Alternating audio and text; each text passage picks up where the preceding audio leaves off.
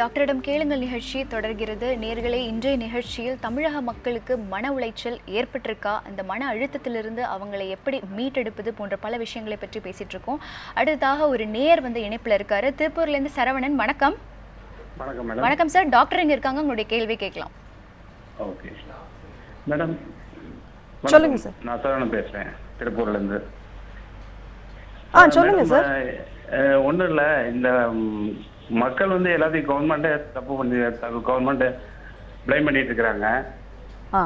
First of all அவங்க வந்து கரெக்டாக நல்ல ஒரு சிறந்த ஆட்சியாளர்களை எலெக்ட் பண்ணியிருந்தா இந்த மாதிரி தவறுகள்லாம் நடந்திருக்காது மேடம். இது இதுல உளவியல் சார்ந்த கேள்வி என்ன சார்? உளவியல் சார்ந்த கேள்விகள் அதுதான், திட்டமிடுதல் இல்லை மக்கள்கிட்ட. அதுதான் ஓகே, முன்னாடி பிளான் பண்ணியிருந்தா இந்த மாதிரி ஒரு நிகழ்வே நடந்திருக்காது மேடம். ஓகே, நிச்சயமாக நிகழ்ச்சிக்கு அழைத்ததற்கு ரொம்ப நன்றி. நிகழ்ச்சி தொடர்ந்து பாருங்க.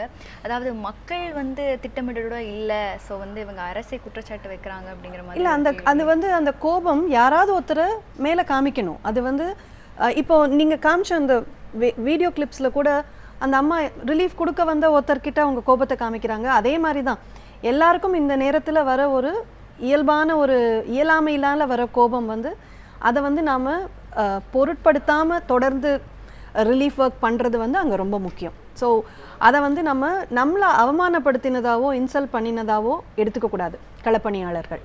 அது ரொம்ப முக்கியம். அதாவது இந்த பேரிடர், குறிப்பாக சென்னை மழையில் அவர் சொன்ன மாதிரி மக்கள் வந்து எல்லா இடங்களிலும் வந்து அழுகை, குற்றச்சாட்டு, எங்களுக்கு வந்து இங்கே நடக்கிறது எதுவுமே பிடிக்கலை அப்படிங்கிற மாதிரி ஒரு தாக்கத்திலே தான் மக்கள் வந்து இருந்தாங்க. ஸோ அவங்களுக்கு இந்த இருக்கிற அந்த இயலாமையை வந்து எப்படி போக்குறது? அதாவது இப்போ இருக்கிற சூழ்நிலைகளை மறந்துட்டு அடுத்து அவங்க லைஃப்பில் வந்து இன்னொரு ஸ்டெப் அவங்க எடுத்து வைக்கணும் அப்படிங்கிற எண்ணத்தை வந்து எப்படி அவங்களுக்குள்ள விதைக்கிறது?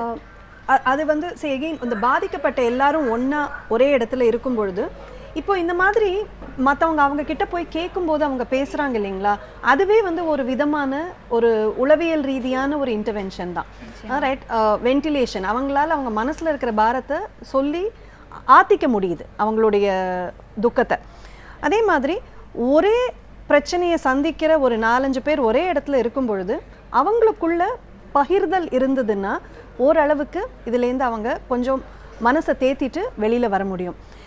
அதே மாதிரி நம்ம உயிரோடு இருக்கோங்கிறது ஒரு சந்தோஷமான விஷயங்கிறத அவங்க உணர ஆரம்பித்தாங்கன்னா அடுத்து என்ன பண்ணலாம் அப்படின்னு யோசிக்க ஆரம்பிப்பாங்க. எவ்வளோக்கு எவ்வளவு ஃபிசிக்கலாக ஆக்டிவாக இருக்காங்களோ அவ்வளோக்கு அவ்வளோ அவங்க சீக்கிரமாக இதுலேருந்து மீண்டு வர முடியும். இது முக்கியமானது. ஸோ திரும்ப என்னென்னா அவங்க மறுபடியும் அவங்களுடைய பழைய இயல்பு வாழ்க்கைக்கு திரும்பணுங்கிறத ஒரு முக்கியமான குறிக்கோளாக வச்சுட்டு இருந்தாங்கன்னா அவங்க அது நோக்கி வேகமாக செயல்படுவாங்க. மக்கள் துயரத்தில் இருக்கிறது, அவங்க புலம்புறது வந்து அதுவே ஒரு வடிகால் அப்படின்னு ஒரு முக்கியமான விஷயத்தை சொல்லிட்டீங்க டாக்டர். அடுத்ததாக ஒரு நேர் இணைப்பில் இருக்காங்க. ராஜகோபால், வணக்கம். வணக்கம், உங்களுடைய கேள்வி டாக்டர்கிட்ட கேட்கலாம்.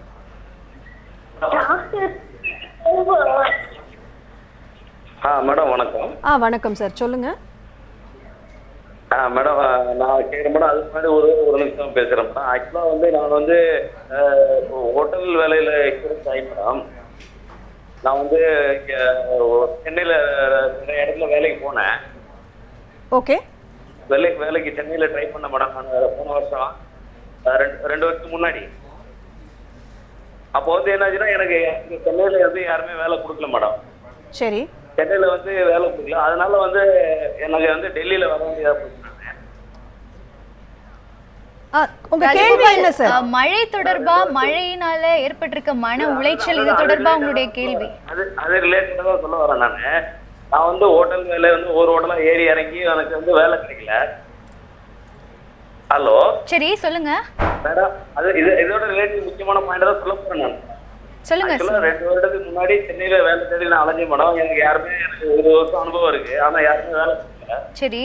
ஆனா வந்து எனக்கு வந்து சென்னையில வேலை கிடைக்காதனால நான் வந்து நான் டெல்லிக்கு தள்ளப்பட்டேன்.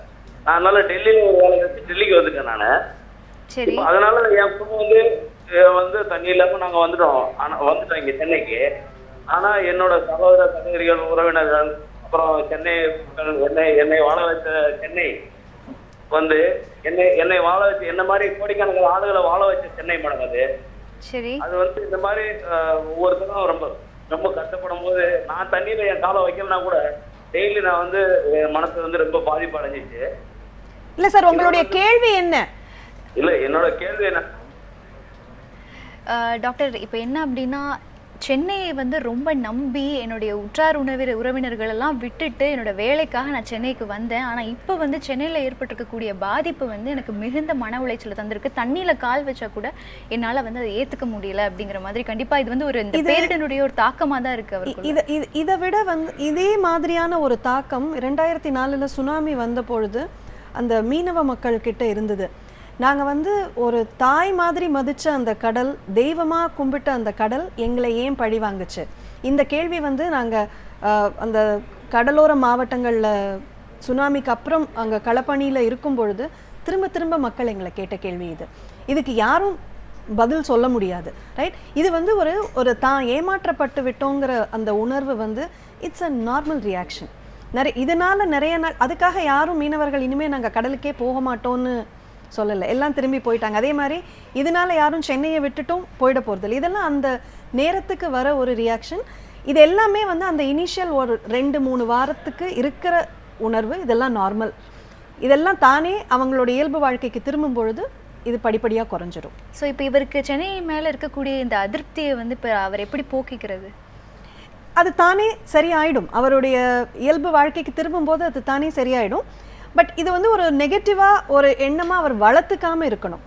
மறுபடியும் இதையே யோசிச்சுட்டு இது ஒரு தப்பான இடம், ஒரு பேட் சுச்சுவேஷன் அதையே திருப்பி நினைக்காம இதே சென்னையில் இத்தனை வருஷம் எல்லாரும் நல்லபடியாக வாழ்ந்திருக்காங்கங்கிறதுல கொஞ்சம் ஃபோக்கஸ் பண்ணினா இந்த நினைவுகள் மாறும். சரி டாக்டர், அடுத்ததாக இப்போ குழந்தைகளுடைய மனநிலையை பற்றி நம்ம பேசிகிட்டு இருந்தோம். ஸோ இந்த குழந்தைகளை வந்து ரொம்ப ஆரோக்கியமாகவும் மனதளவில் அவங்கள ரொம்ப ஸ்ட்ரென்த்தாகவும் வச்சுக்கக்கூடிய பேரண்ட்ஸ்க்கு வந்து நீங்கள் என்ன சொல்லணும்னு நினைக்கிறீங்க? அவங்க எவ்வளோ பாசிட்டிவாக இருக்கணும்? பேரண்ட்ஸுக்கு வந்து இங்கே 2 பொறுப்பு. ஒன்று, அவங்க அந்த இழப்புக்கு அவங்களுக்கான துக்கம் ஒரு பக்கம், இந்த குழந்தைகளை பராமரிக்க வேண்டிய பொறுப்பும் ஒரு பக்கம் இருக்குது.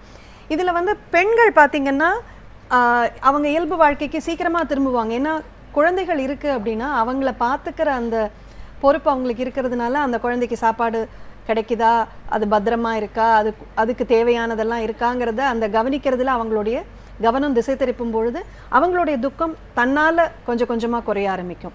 ஸோ ஆனால் என்னாகும், நிறைய சமயம் அவங்களுடைய இயலாமை, அந்த குழந்தை வந்து எனக்கு இது வேணும் அப்படின்னு கேட்கும் பொழுது இவங்களால் அதை நிறைவேற்ற முடியலங்கும்பொழுது ஒரு இயல்பாக வர இயலாமை எரிச்சலில் தங்களுடைய கோபத்தை அந்த குழந்தைங்க மேலே அவங்க காமிக்கிறதுக்கு வாய்ப்பு இருக்குது. கூடுமான வரைக்கும் இதை வந்து அவாய்ட் பண்ணினா நல்லா இருக்கும். பட் பொதுவாக அந்த குழந்தைகள் அவங்களுக்கு ரொம்ப நெருக்கமான உறவினர்கள், அம்மா அப்பா ப்ளஸ் அவங்க கூட அவங்க ஃபேமிலியில் இருந்தவங்க எல்லாரும் சேர்ந்து இருக்கிறது ரொம்ப முக்கியம். அதுவே வந்து பல விதங்களில் அவங்களுக்கு ஒரு ஸ்ட்ரென்த்தாக அமையும். அவங்க சீக்கிரமாக இயல்பு வாழ்க்கைக்கு திரும்ப. சரி டாக்டர், கம்யூனிட்டி லிவிங்கை பற்றி ரொம்ப அழகான ஒரு கருத்தை சொன்னீங்க. அடுத்ததாக ஒரு நேர் இணைப்பில் இருக்காங்க. வணக்கம்மா, உங்களுடைய கேள்வி. என்னோட பேர் செல்வி, நான் சென்னையிலேருந்து பேசுகிறேம்மா. சொல்லுங்க, உங்களுடைய கேள்வியை கேளுங்க, டாக்டர் இருக்காங்க. ஆமாம், என்னோட கேள்வி என்னன்னா, வெறும் சாப்பாடு ட்ரெஸ் மெட்டீரியலும் கொடுத்துட்டே இருக்காங்க. இப்போ இந்த மாதிரி மேடம் மாதிரி போயிட்டு ஜனங்களுக்கு வந்து ஸ்ட்ரெயிட்டாக கவுன்சிலிங் பண்ணி அவங்க எப்படி எடுத்துகிட்டு வரலாம்? ஏன்னா இப்போ ஜப்பான் மாதிரி அந்த மாதிரி நாட்டில் இந்த மாதிரி ஆகிட்டா யாருமே புலம்ப மாட்டாங்க. உடனே கவர்மெண்ட்டுக்கான தான் புலம்புறாங்க. உடனே இது சரியில்லை, அந்த கட்சி சரியில்லை, இந்த கட்சி சரியில்லை. ஏன் இப்போ வந்து ஒரு ஜப்பான் நாடு மாதிரி எப்படி ஒரு அழிவு வந்தாலும் நம்ம வந்து நம்மளும் இறக்கி எல்லாரும் ஒரே மாதிரி செய்யணும். ஏதோ சாப்பாடோ ட்ரெஸ்ஸோ இதே கொடுத்துருக்காங்க. பார்த்தா எல்லா கட்சியும் சரி, எல்லா மக்களும் சரி. நெக்ஸ்ட் என்ன பண்றோம், ஜனங்களை வந்து எப்படி தன்னோட இதுலயே எப்படி நிக்கணும்ன்றது வந்து மேடம் மாதிரி ஒரு கவுன்சிலிங் அந்த மாதிரி போட்டுட்டு எல்லாம் பண்ணாமே. அதான் என்னோட கேள்வி. நிச்சயமாக நிகழ்ச்சிக்கு அழைத்ததற்கு ரொம்ப நன்றி. நிகழ்ச்சியை தொடர்ந்து பாருங்க டாக்டர். வெறும் ரிலீஃப் மெட்டீரியல்ஸே வந்து அதிகப்படியாக வந்து மக்களுக்கு போய் சேர்ந்துட்டு இருக்கு. ஆனால் அவங்களுக்கான அந்த ஒரு சைக்காலஜிக்கல் ஸ்ட்ரென்த் அப்படிங்கிறது மக்கள்கிட்ட இல்லை. ஸோ வெறும் ரிலீஃப் மெட்டீரியல்ஸ் மட்டும் கொடுக்கறது போதுமா அப்படிங்கிறது? நிச்சயமாக ரிலீஃப் மெட்டீரியல் மாத்திரம் கொடுக்கறது போதாது. ஆனால் ஒரு இப்படி ஒரு பேரிடர் நடந்ததுக்கப்புறம் முதல்ல முக்கியமாக கவனிக்க வேண்டியது பேசிக் நீட்ஸ் தான். அவங்களுக்கு வந்து மாற்று உடையும் 3 வேளை சாப்பாடும் ரொம்ப முக்கியம். அது இருந்தால் தான் நாம் வந்து அவங்கக்கிட்ட அவங்க மனநலத்தை பற்றி பேச முடியும். அண்ட் இந்த நார்மலாக இந்த 1-2 வாரத்தில் இது தானே செட்டிலாகி நிறைய பேர் அவங்க இயல்பு வாழ்க்கைக்கு திரும்பிட்டாங்க. அதாவது ஓரளவுக்கு கம்மியான தொந்தரவு இருந்தவங்கள்லாம் திரும்பிட்டாங்க. அதிகமான பாதிப்பு இருந்தவங்க தான் இன்னமும் அதே சூழலில் இருக்காங்க. ஸோ இவங்களுக்கு வந்து தனியாக போய் மனநல மருத்துவர்களோ இல்லை சைக்காலஜிஸ்டோ களத்தில் போய் செய்யணுங்கிறது பெருசா முக்கியம் கிடையாது. அதை ஏத்துக்கிறாங்களா டாக்டர்? இப்போ ஒரு டாக்டர் வந்து நிக்கிறாரு சைக்காலஜிக்கல் கவுன்சிலிங் அப்படின்னா மக்கள் வந்து அந்த டைம்ல அது வந்து ஏத்துக்கிறாரா? நிச்சயமா ஏத்துக்கிறாங்க. ஏன்னா அவங்களுக்கு எங்க போறதுன்னு தெரியாம, இது ஒரு மனநல பிரச்சனைன்னு தெரியாம, இதுக்கு தீர்வு இருக்குங்கிறது தெரியாததுனால தான் நிறைய பேர் கஷ்டப்பட்டுட்டு இருக்காங்க.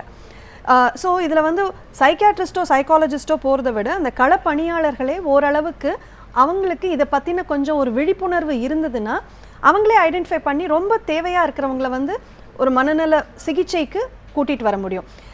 அதுக்காக தான் வந்து ஆக்சுவலாக நாங்கள் இந்த செவ்வாய்க்கிழமை அன்னைக்கு ஒரு இந்த களப்பணியாளர்களுக்குன்னு வந்து ஒரு கவுன்சிலிங், அதாவது சைக்கோசோஷியல் இன்டர்வென்ஷன்ஸ் பற்றி ஒரு half day work shop scarf நிறுவனத்தில் நடத்துகிறோம். ஸோ விருப்பப்படுறவங்க ஃப்ரீயாக தான் நடத்துகிறோம். ஸோ விருப்பப்படுறவங்க அதில் பார்ட்டிசிபேட் பண்ணலாம். இதில் இன்னொரு முக்கியமான விஷயம் என்னென்னா, தீவிர மனநோயால் பாதிக்கப்பட்டவங்களும் இதில் இருப்பாங்க. ஏற்கனவே மனநோய்க்கான சிகிச்சை எடுத்துக்கிட்டு இருக்கிறவங்க, இல்லை இந்த மாதிரி ஒரு பேரிடர்னால தீவிர மனநல பாதிப்பு ஏற்படுறவங்களும் இருப்பாங்க. அவங்கள வந்து நம்ம முதல்ல ஐடென்டிஃபை பண்ணி சிகிச்சைக்கு கூட்டிகிட்டு வர்றது ரொம்ப அவசியம். ஒரு நல்ல பாயிண்ட்டை வந்து மேக் பண்ணிங்க டாக்டர். ஆல்ரெடி மனப்பிரச்சனையில் இருக்கக்கூடியவங்களுக்கு இது வந்து எவ்வளோ பெரிய தாக்கத்தை ஏற்படுத்தும் அப்படிங்கிறது ரொம்பவே ஒரு முக்கியமான நம்ம பேச வேண்டிய விஷயம் அப்படின்னு தான் சொல்லணும். தொடர்ந்து பேசலாம் டாக்டர். நேயர்களே, டாக்டரிடம் கேளுங்கள் நிகழ்ச்சியில் இந்த தருணத்தில் தமிழக மக்களுக்கு மன உளைச்சல், மன அழுத்தம் அப்படிங்கிறதுலாம் இருந்தால் அதை எப்படி போக்குவது, இந்த மன அழுத்தத்தை இப்போ நம்ம அறிமுகம் செய்யாமல் இருந்தால் தொடர்ந்து போயிட்டே இருந்தோம்னா அது ஒரு மன நோயாக மாறுறதுக்கு கூட நிறைய அறிகுறிகள் இருக்குது அப்படிங்கிறதையும் வந்து டாக்டர் வந்து சொல்லிகிட்டே இருக்காங்க. ஸோ நேயர்களே, மீண்டும் மாணவர்களுக்கு ஏற்பட்டிருக்கிற மன அழுத்தம், அதை எப்படி போக்குவது போன்ற பல விஷயங்களை பற்றி பேச இருக்கிறோம். டாக்டரிடம் கேளுங்கள் நிகழ்ச்சியில் ஒரு சிறிய இடைவேளை.